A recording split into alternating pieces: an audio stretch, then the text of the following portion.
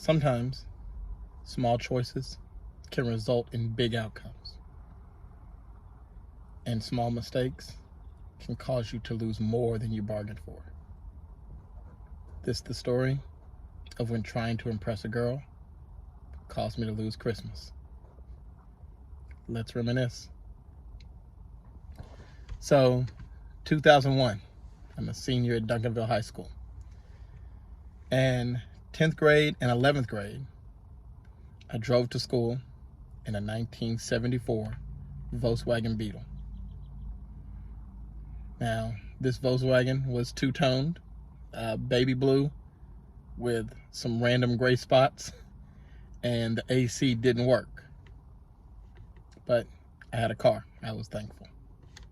But my senior year, my parents decided to upgrade me, and I got to drive a 1985 BMW.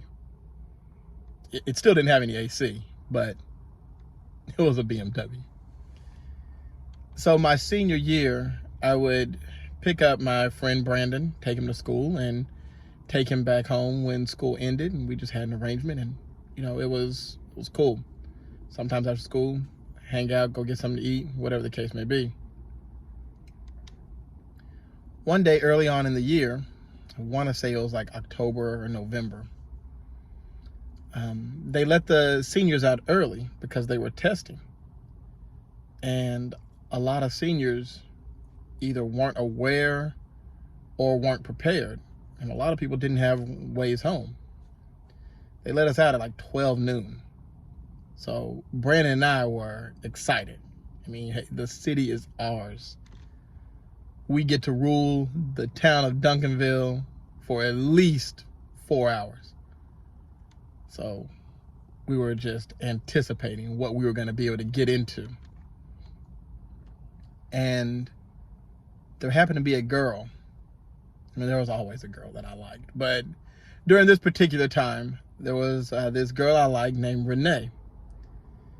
Now, Renee knew me, I said hi to her, things of that nature. But, of course, as always, I had trouble really expressing my feelings or getting beyond any type of friendship zone. So I'm sitting here outside of the school, sort of planning with Brandon what we're going to get into.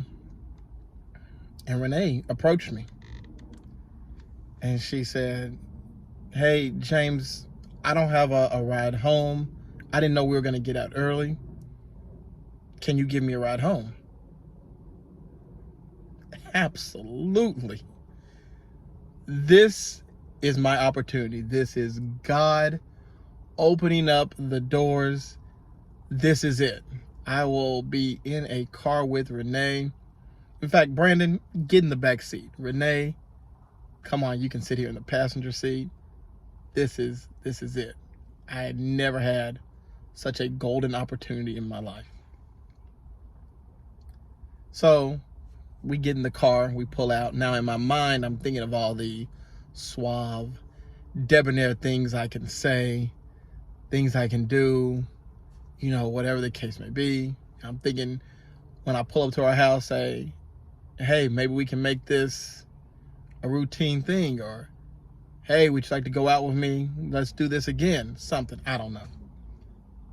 But my 17-year-old brain didn't quite function right at the time. So instead of doing all the suave, debonair things, what I decide to do is get on one of the main roads in Duncanville, Wheatland. Now, mind you, it's about 12:30 and the roads are entirely empty. And I decide to impress Renee by driving like a madman. So I'm in the middle lane and I start swerving back and forth and switching to the left lane, going back to the right lane, speeding up really fast and jamming on my brake. And Brandon and I, being the two senior boys that we are, just think it is the funniest thing ever. We are cracking up.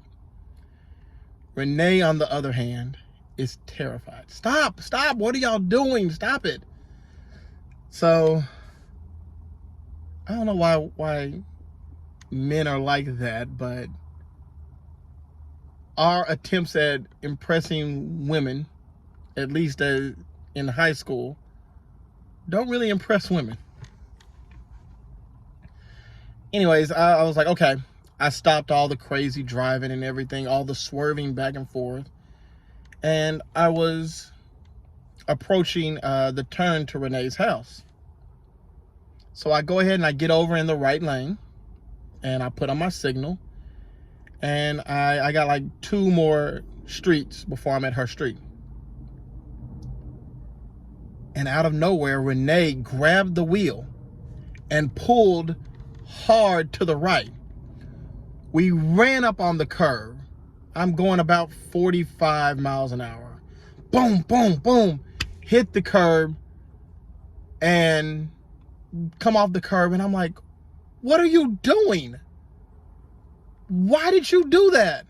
And she's panicking too now. And she's like, I was trying to play along like y'all were. I'm like, why would you pull to the right when we're next to the curb?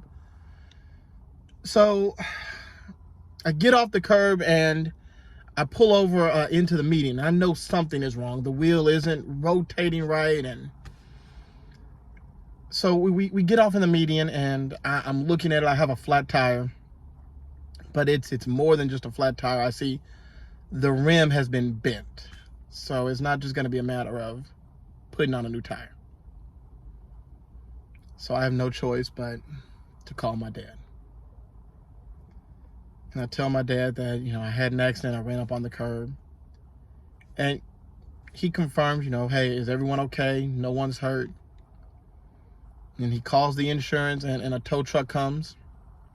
And they tow the car home. Now, before the tow truck got there, when we get over into the median, Renee abandoned us. She said, hey, my house is right down here. I'm just going to walk home. Brandon and I are like 5 miles from our house, so we can't just walk home. So tow truck comes. My dad picks us up. He comes and picks us up we walked to a store. My dad picked us up from a store. And my dad comes and tells me, you damaged the entire wheel, the axle, and of course the tire. You did about $800 worth of damage. Now I'm thinking to myself, I didn't do $800 worth of damage. Renee did $800 worth of damage. So my dad says, that's your Christmas. What? He said, this money that I'm going to have to pay to fix this car, that's going to be your Christmas present. So you're not going to get anything for Christmas. I heard him. And, parents make empty threats. And so I was thinking, I might not get something big for Christmas, but, on Christmas Day, there'll still be something under the tree for me. Get a shirt, some socks, a book. You know how things are. I didn't get anything for Christmas. There wasn't a single present under the tree. My dad was true to his word. For the longest, I had an animosity for Renee that was palpable. I would get a bad taste in my mouth whenever I saw her walking down the hallways in Duncanville. I didn't acknowledge her, never said hi to her, nothing. In fact, years later, when I'm out of college and I'm working at Barnes & Noble, Renee actually walked into the music department where I worked. And I still had that bad taste in my mouth. still had that animosity. She caused me to lose an entire Christmas. And I didn't realize how much that would hurt. But I have to take some responsibility. I shouldn't have been driving crazy. Shouldn't have been doing all the silly stuff I was doing. But sometimes a small choice or a small mistake can lead to consequences that you're just not prepared for. Well, that's all I got for today. Thank you for listening. Peace and God bless.